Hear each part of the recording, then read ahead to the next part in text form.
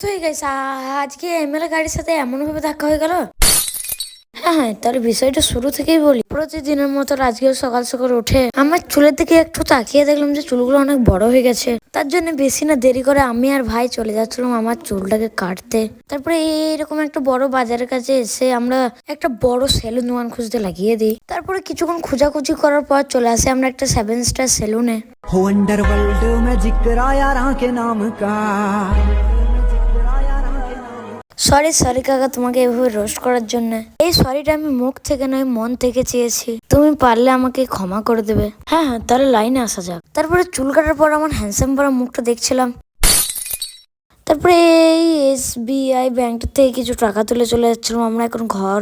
তারপরে ঘর যেতে যেতে এমএলএ গাড়ির সাথে এমন ভাবে ধাক্কা লেগে যাচ্ছিল আমরা কোনোদিনও ভাবিনি। আর সরি সরি গাইস, আমি এতদিন ভিডিও দিতে পারিনি। হ্যাঁ মানছি যে এটা আমারই দোষ। আর এই কিছুদিন ভিডিও না দিতে পেরে তোমরাও যে আমাকে এতটা দূরে সরিয়ে দিবে আমি কখনো ভাবিনি। হ্যাঁ হ্যাঁ, এবার থেকে আমি পুরো চেষ্টা করবো যে তোমাদেরকে যেন আমি ডেইলি ভিডিও দিতে পারি। আর বেশি করে ভিডিও দিতে পারা না কারণ হলো বলতেও খুব দুঃখ লাগছে তোমাদেরকে। আর কি বলবো, এই নভেম্বর মাসটা যে আমাদের পরিবারে এতটা দুঃখ ছড়িয়ে দিবে আমরা কোনোদিনও ভাবিনি। তাই তোমাদেরকে এতদিন ভিডিও দিতে পারিনি।